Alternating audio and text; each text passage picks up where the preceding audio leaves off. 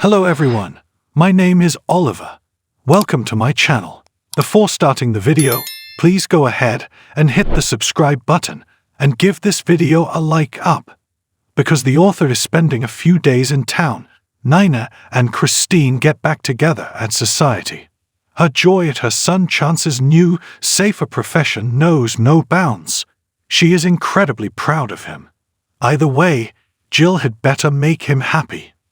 Christine opens up about her need for a friend. Nina speculates, due to Danny. What happened between them? She asks once more. In response, Christine says, Phyllis. Christine explains that she made an effort to be moral, but Phyllis became enraged when she heard of their weekend retreat. Her skin crawled. That lady. It frightened Danny, and she knows it wasn't a good look. According to Nina, Phyllis is the one who pushed her buttons. She even suggests suffocating her. Danny has avoided both of them, Christine says. The fact that the judge did not punish Phyllis for Stark's murder infuriates her. Christine should keep going, Nina tells her. Despite Danny's absurd behavior, Christine freely acknowledges that she is unhappy with him. The opinion of Nina is shared. He continues to claim his love for both of them, which Christine finds frustrating and adds fuel to the fire. I find it deeply unsettling that he might feel any kind of attraction towards her. Nina advises that she take a step back and establish some space. Make it clear to Danny that he risks losing you once more through your behavior. He will understand the gravity of the situation and join the program the moment he sees her retreating. Phyllis enters the GCAC at the exact moment when Danny is on the phone making plans for his trip. Just when they're set to reconcile, she confronts him with his intentions to depart. She can't respect reality, Danny says in his tirade. He isn't interested in her romantically. He and Christine are like watching paint dry, but Phyllis feels something tremendous between them. She can relate to his hesitation because she, too, was taken aback by this. Her argument fails to convince Danny. He expresses his exhaustion to her. He needs to get out of Genoa City now that he has added dates. Is there anything I can do to sway your decision? Phyllis asks, reflecting on the fact that dates are flexible. Not a thing, Danny snaps. After that, Phyllis figures Danny is going, and that's all. Apparently, he plans to depart in 2 weeks.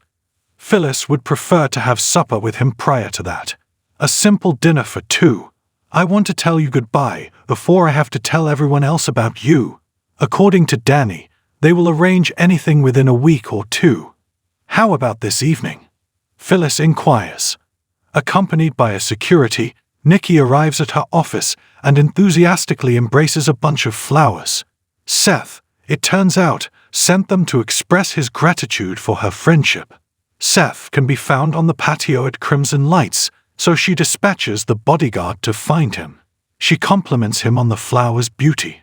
She was quite nice, and Seth appreciates it. He invites her to meet him for coffee and claims to have some news to share. Nikki announces she will bring her bodyguard in response to his claim that he will not be drinking. The ranch is where Vic, Cole, and Claire are greeted by Victor. Victoria clarifies that she was merely demonstrating her guest suite to her daughter. In regards to the bedroom, Claire gushes. To Victor, she compares the location to a fantastical realm. Also, there's a spring-fed lake, according to Victoria.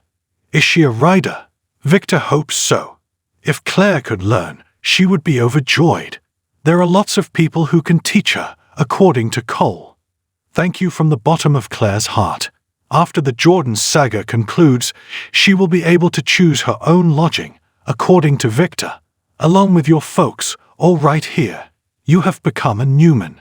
That is undeniable. Marie embraces Claire. Claire plans to show everyone how worthy she is. Cole interrupts. You don't have to prove a thing. He explains that this isn't how families function.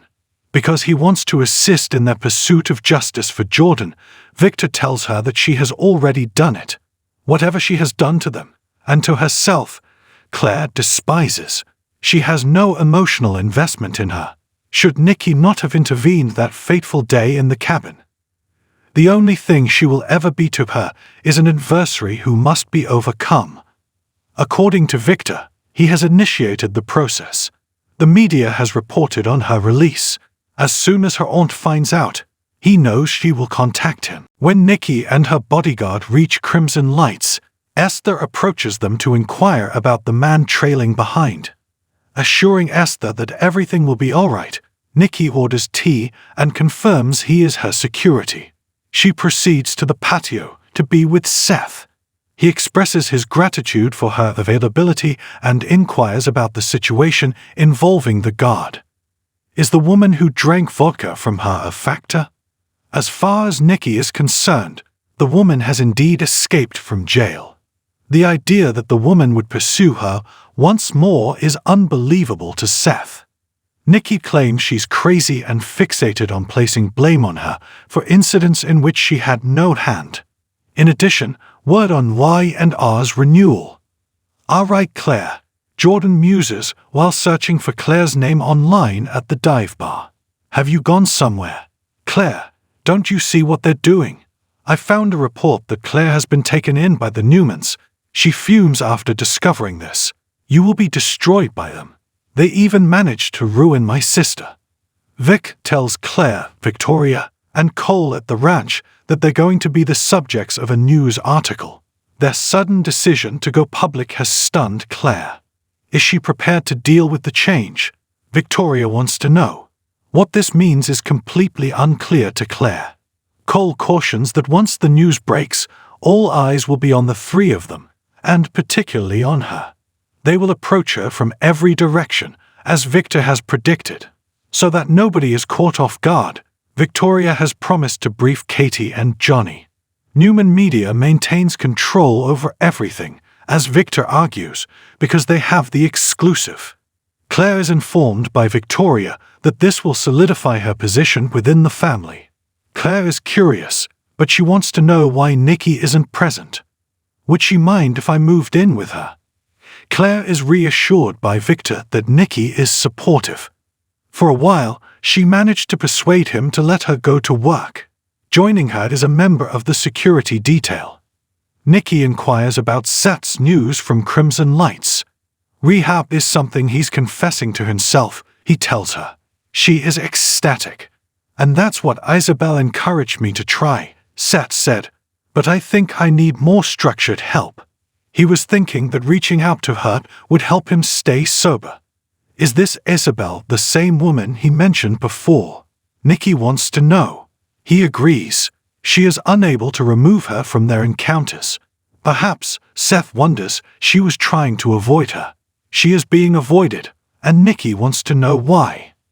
In a conversation that Nikki overhears, Seth brings up the fact that she and Isabella were friends when they were drunk and subsequently became sober together. That is a name Nikki had never heard of. Seth is at a loss for words. She told him everything and begged him not to mention anything. She urged Seth to make amends with her, and for that Seth feels bad. After Nikki probes for further details, she finds out that she begged him to re-establish physical contact. Nikki wants to know her appearance.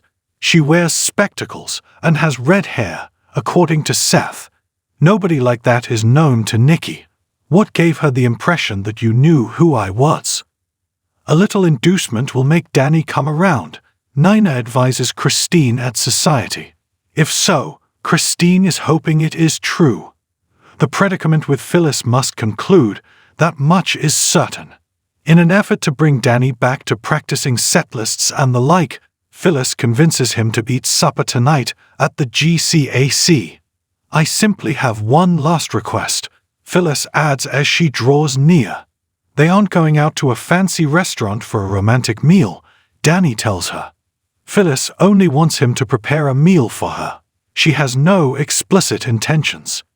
Cole accompanies Victor to the ranch, where he claims to be meeting with security. Is Claire hungry? Victoria inquires. According to Claire, not just yet. She confides in her mum that she can't shake the notion that something is still off about their arrangement. Only with her dad's plan, Victoria assures her. She is overjoyed to be back at home with her loved ones. Claire is awestruck by her sibling trio. All the details about them are of interest to her. Victoria promises to fill her in on all the details about them and assures her that they will accept her. Claire is filled with anticipation. Christine at Society figures out that Nina's correct. We must break this cycle now. Danny is not returned by her call. Tonight, she suggests they grab dinner or drinks together. It's crucial. When Nikki gets to the ranch, Claire is happy to see her and tells her how great it is to see her. She wishes she isn't taken aback by her presence.